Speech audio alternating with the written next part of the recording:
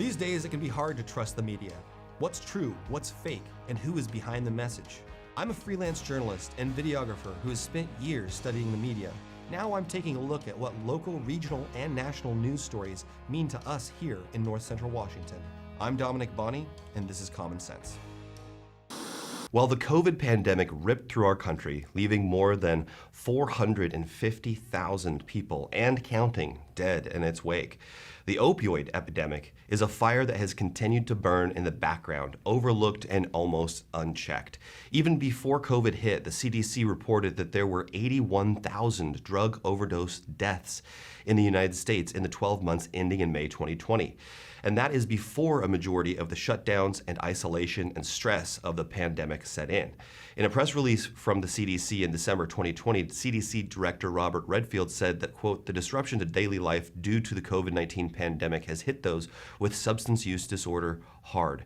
As we continue the fight to end this pandemic, it's important not to lose sight of different groups being affected in other ways. We need to take care of people suffering from unintended consequences," end quote. The press release goes on to say that from June 2019 to May 2020, overdose deaths in the U.S. increased 38.4%, and it included these bullet points. 37 of the 38 U.S. jurisdictions with available synthetic opioid data reported increases in synthetic opioid-involved overdose deaths. 18 of these jurisdictions reported increases greater than 50%. 10 Western states reported over 98% increase in synthetic opioid-involved deaths. It's a bleak picture, but it's one we must bring ourselves to look at if we have any hope of addressing this issue.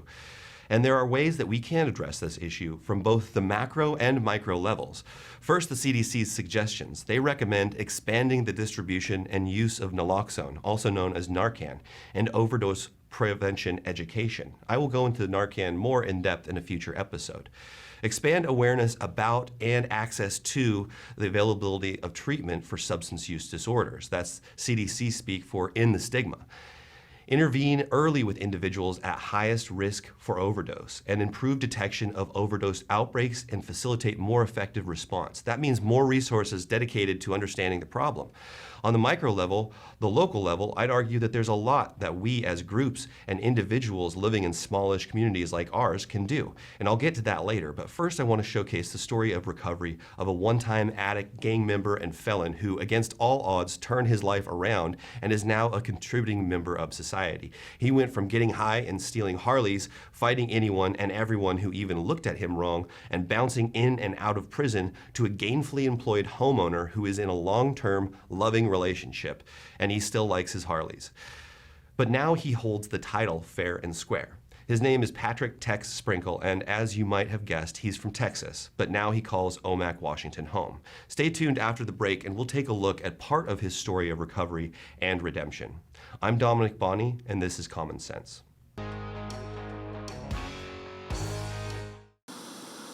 There are so many possibilities for you to learn local right here at Wenatchee Valley College. Take classes towards a degree or certificate in more than 50 areas of study.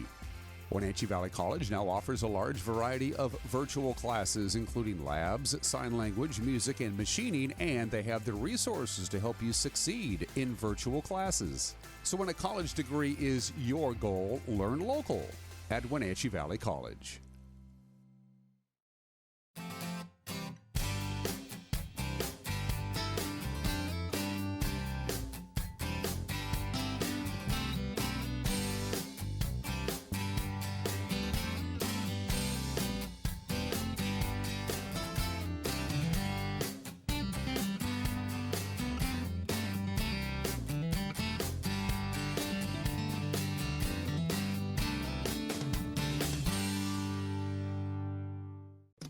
Are you ready to freshen up your home? Boswell's expansive two-story showroom is filled with high-quality furniture that's always discounted to give you their best price every day.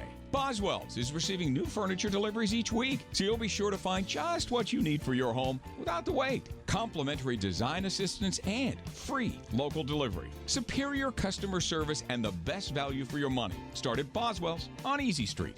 It's closer than you think.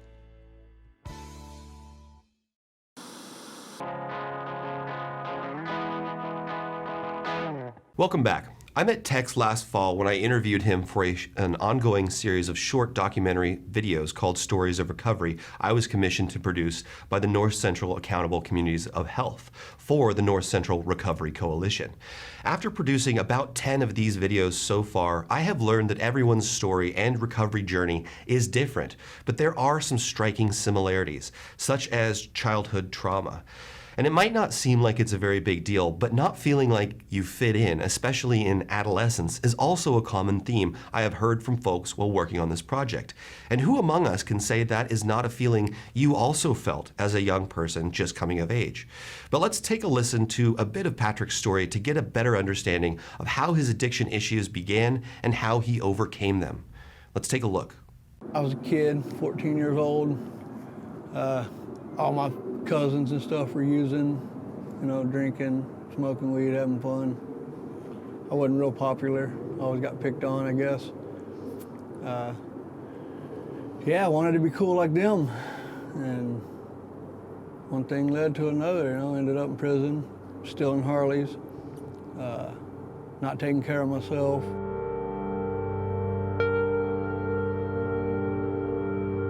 "52 months and 24 days. It took me 16 years to finish a 5-year sentence. Being on parole, running from parole, just taking forever. My last time when I skipped parole, I was like 6 days from long way discharging, and I ran. Why? Just to get loaded. Came up here, caught another case, and was getting 3 ways back to my parole officer in Texas, and she was like, "Well, you're the dumb one, you could have been off parole in 6 days, but you decided to leave." Yeah. And I felt real little. It was, terrible. The one thing that I've gained that I don't ever want to give up is looking in the mirror and telling myself that I'm proud of myself. Yeah. When I got out of jail, I stayed at the Shove House, a clean and sober environment, and I had nowhere to go in Texas, didn't know anybody. My brother's still up here, he's still using. And going to a 12-step program was the only place I had to go, being bored, not knowing anything. And I was on probation up here. And during that time, about a month before I was gonna get off paper, they legalized pot. Well, they let me off 2 weeks early, so I went back to smoking pot. Got in a toxic relationship, and during that time, that didn't work out. Then me being homeless, living in my truck, almost trading my truck for some weed. Like, it was terrible. Coming back to the rooms, seeing that, I guess I hurt a bunch of people's feelings, but didn't understand why. And then just staying and trying to build back them friendships. And making friendships and then seeing people go back out and feeling that type of way as the other people did that I did to them, I understood where they were coming from. So, and just not giving up and just continuing, I have a career now. I never thought, being a convicted felon, I have a chance to get my gun rights back. Being a confirmed gang member, like, I don't know, it's crazy, living a one-sided life and not living outside the box, not like being around all mixed races, not even really caring to then. I don't know, I'm just grateful that being able to be open-minded now, seeing all different walks of life. Just some fake love, man. Everybody in the dope game. Nobody wanting to do nothing for themselves. Always depending on people. I wouldn't recommend it to nobody. I don't ever have to worry about it. It's been 8 years since I've been locked up. I'm not tripping too much about that. Yeah. Well, some friends of mine told me either I can still use and not come over to their house, or get clean and come back over.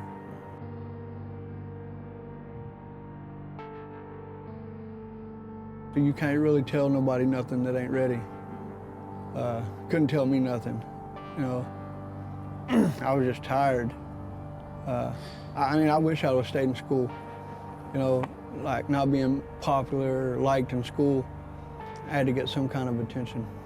It all falls back to my childhood, you know, not having, I mean, I guess I've had father figures in my life, but not being able to, dad, you know, everybody else doing it, me being jealous of that and having a lot of hate. So, I regret not being able to graduate, going to the military and doing all the stuff that I really wanted to do. You know, not being able to play football because my mom couldn't afford to put me in football in school or anything like that. We wasn't rich. We didn't have a lot of money, you know. I mean, I had nice clothes. They wasn't name brand stuff, but I had new clothes every year, you know, new shoes. Nothing like today. And it's weird, like now, because all the clothes that I had back in the day, I buy them now. And I'm like, what? Like, what are you doing? And it's just what I'm used to wearing. I don't know, it's weird. It's crazy how life works, you know. Everybody getting new cars. I got a 98 S10. I love that truck. Yeah. Older truck, I can work on it. So yeah, I've always wanted new, expensive stuff, and now I have a chance to get it, and I really don't want it. I'm like, yeah, it costs too much money. Yeah, probably not, you know. I don't know, so it's weird. I guess being ungrateful as a kid. Reach out, ask for help, you know. Don't be afraid. Nobody likes change. I don't like change. Find a 12-step group. You know, there's resources out there. OBHC, DSHS, WorkSource is what got me in the right direction. What got me to believing that they believed in me. Mr. Vaughn and Miss Bonny are the two that like helped me in the right direction, you know. Yeah, just weird, like just weird. You know, when I first got in the show house, I didn't last a week, I got kicked out. Was never ever allowed to ever go back. A few years later, I went and talked to Mr. Mike, and he was like, just because you were honest with me when I kicked you out, I'm gonna let you back in. That gave me a little hope to know that, hey, maybe this is my last time, you know. Which is crazy, you know, and now I can go to his house now, you know, he didn't like me at all. No, not many people like me, but it don't matter. I like myself, and that's what I need to focus on. Yeah, it's easier to say that I'm gonna quit getting loaded versus doing it. It was a struggle for me. I had to quit people, places, and things, and it's hard to quit being around them places when I was comfortable with them places versus hanging out with people that are doing the next right thing. You know, all my friends, they're productive members of society. They work, have jobs, paying their own bills, doing all the stuff. And I have some friends that are going into that direction. I have a few friends that fell off, and it sucks, you know. I keep their head up and do their best to really not use. Yahoo, Wenatchee Valley! Super Sale has begun. Savings up to 50% off quality brands such as Joseph, Tribal, Karen Kane, Nick & Zoe, Habitat, French Dressing, selected sweaters, tunics, jackets, jeans, handbags, wallets, jewelry, boots, etc., etc. Freshen your wardrobe. Help us make room for all the new spring fashions. Comfy and cute styles will be shipping soon. Collins and Brighton have a Darling Heart necklace as a gift with the Brighton purchase of $100 or more. Thank you for shopping local at Collins, where fun meets fashion in downtown Wenatchee. At Washington Trust Bank, can't is a four-letter word. I think we should hire more people. Doc, I'm late for a meeting. I'm thinking of starting my own practice. Do it. Too much capital. We need a warehouse. I can't imagine how we do that. We should knock that wall down and expand. Do it. There's always another wall beyond the wall. We believe you can do whatever you set your mind to, and we'll help you get there. Washington Trust Bank, privately owned, locally invested. Having a relationship with your pediatrician is so important. Feeling that sense of trust, that is priceless. I tell everybody about CBCH. I love it there. When I make an appointment, I don't have to take an entire day off. As a working mom, my life is really busy. Family time is everything. That's what we all work towards. And I feel like CBCH respects that.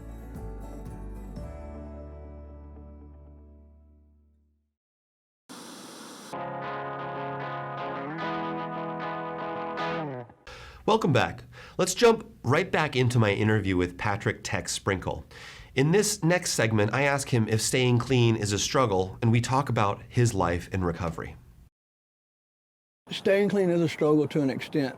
Like, sometimes I just want to smoke pot because I have a job, I make good money, figured I'm productive, figured I can do it again.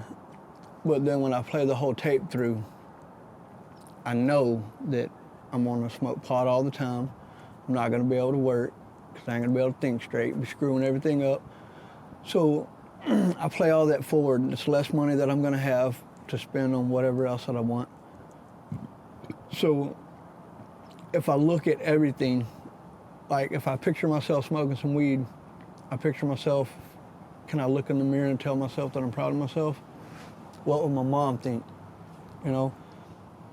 And that brings me back to reality that I can't do it.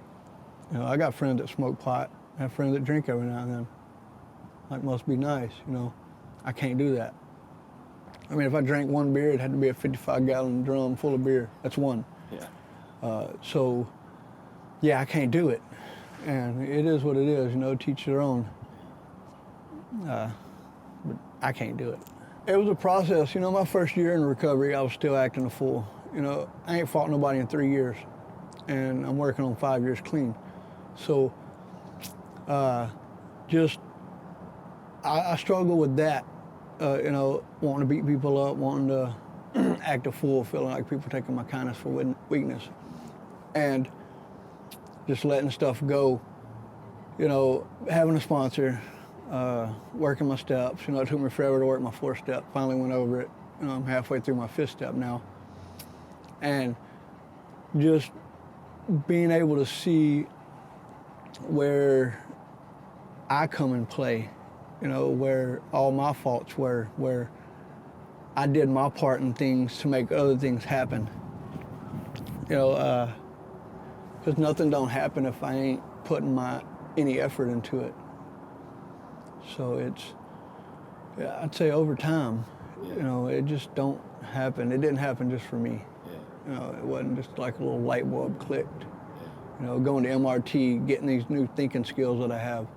You know, I can think before I do something versus doing something and thinking about it. Yeah. You know, so, yeah, I had a lot of people to thank for that.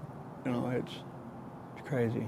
You know, you want to get clean, you want to learn how to be a productive member of society. That's where I got my first apartment and where I got to pay my bills. Like, yeah, it just helped me to where, be responsible. You know, going to my classes, going to my groups, taking random UAs, going to work, you know, paying, yeah, you know, doing chores, like getting ready to get up out there. I stayed there 16 months. And yeah, just the best thing ever. You know, some people abuse it. Some people use it to their advantage. You know, when I first got there, I struggled too because I was all in everybody's business. You know, I was still toxic. And when I figured out that I just needed to worry about myself, everything started going a lot smoother. You know, being a little guy, having the last name Sprinkle, you know, being made fun of all my life. You know, I'm not so little no more. I use that to my advantage. You know, I abused that factor. You know, when I come home from prison, I was 200 pounds. And one of my real best friends I've known since I was 13, you know, was like, oh, just because you're big, don't think you can push your weight around. I was like, what? I'm big? Oh, nice. You know, and you know, being locked up, I was like the littlest guy in there at 200 pounds. And yeah, so before I went to prison and when I come home, all through that, being picked on and everybody, you know, it was something that I had to prove I wasn't little no more, you know. We had to fight now, and when they wanted to fight, I didn't want to fight, you know, I didn't, because I was little. Got beat up all the time, you know, and yeah, that's pretty much, it was the excitement of punching somebody and knocking them out first hit. The relationships I have now, you know, like with Lindsay, like it's awesome. I mean, it's not perfect for everybody, but it's perfect for me. I'm happy, we communicate, you know, when we do get in arguments, we figure it out, you know, instead of just deuces, I'm out of here. You know, I have people that'll call me on my stuff, you know. I had one guy, a real good friend of mine, you know, that I met before I went back out, Dustin. You know, he knows when something's wrong, and he ain't afraid to talk to me, you know. I have friendships and stuff that we don't talk anymore. You know, it sucks. I miss it. But if somebody ain't trying to put the effort that I was trying, then it ain't even no use to continuing with it. But the relationships I have now, it's great. You know, like, I know a lot of people all over the state and met a lot of people, you know, going to Ocean Shores, meeting people, still having their phone numbers, talking to them. It's great, being able to travel 100 miles to go to birthday meetings. Yeah, I wouldn't give it up. And the main relationship that I have is with myself, you know, waking up every day, being just proud, being able to go to work, going to work, coming home, you know, having a home to come to. Yeah, just looking in the mirror, you know, just being proud of myself, knowing that I'm all right and I'm gonna be all right, that I'm not mad at myself, you know. Yeah, relationships are different now, you know, they ain't abusive, they ain't controlling, you know, they ain't, what can I get off of you, you know. Me and Lindsay got together, I didn't have nothing, you know, we become friends, been friends for 18 months before we got together, you know. Heck, at the time I was trying to get with her, she didn't even like guys. You know, she was straight liking women, and which is weird how that worked. But yeah, the relationships I do have, I don't take for granted. You know, it's great. We had help buying our first trailer, but we put a lot of work into it, you know, and we sold it and then bought another one. Like, just different, just weird, you know. We didn't just buy a nice house, we bought a house, you know, we did a lot of work to it. Like, I don't know, like, it's not real, you know, just like every day I wake up expecting it to be a dream, and just to know that we have our own home,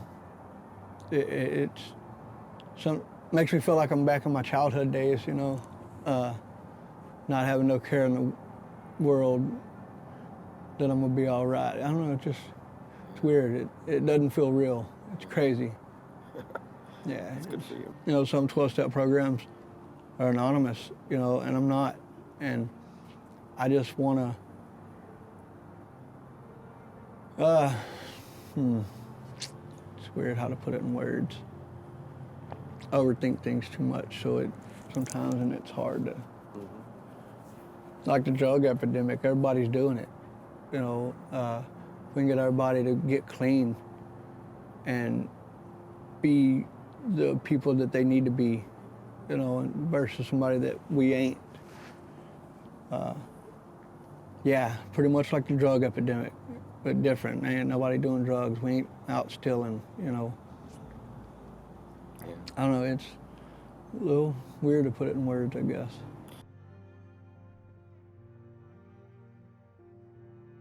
I've been through like 4 sponsors. And when my sponsor came and spoke at a church, I looked at Lindsay and was like, I think I found my sponsor.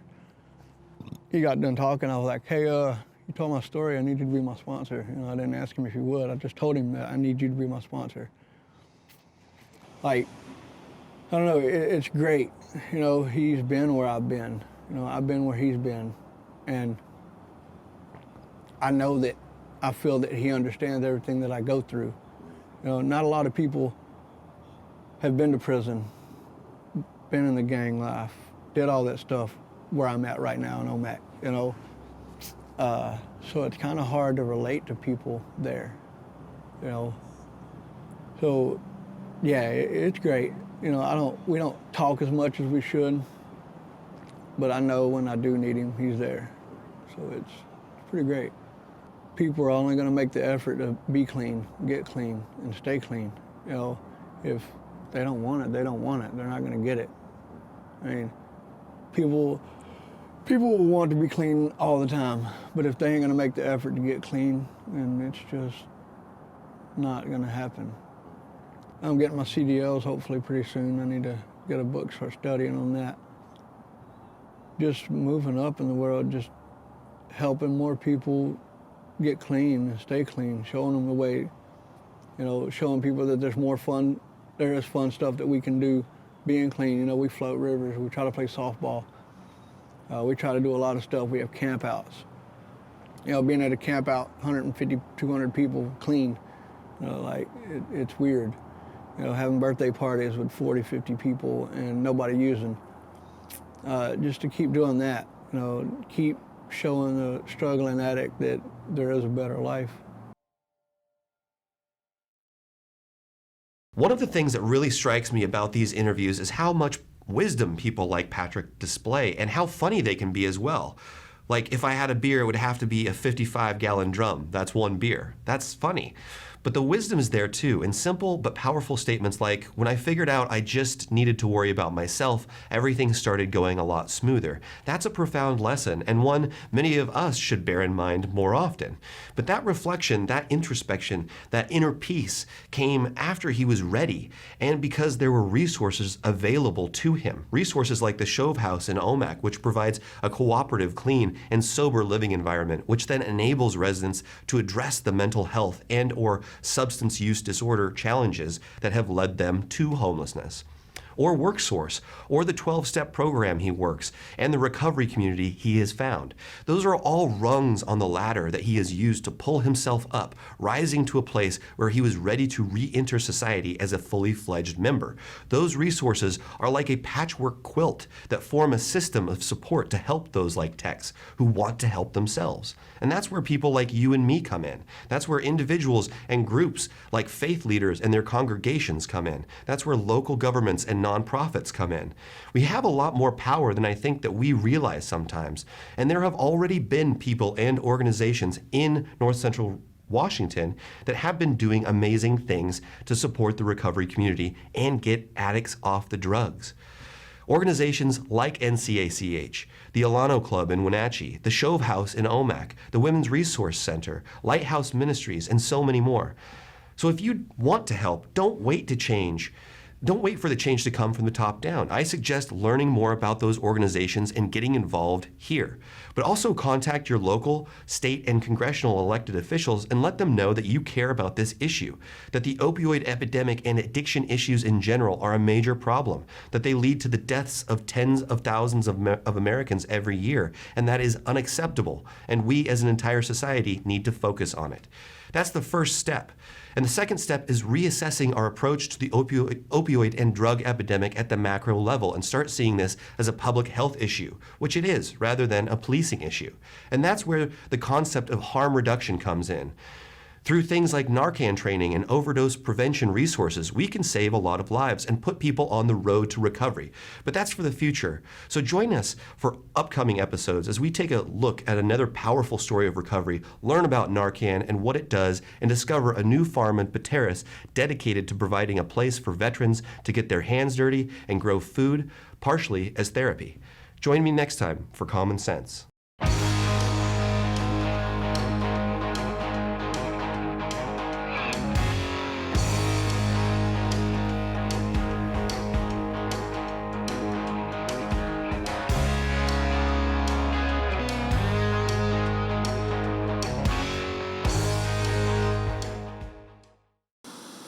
Hi, I'm Corey with Rose Tractor, and you're watching the NCWLIFE channel.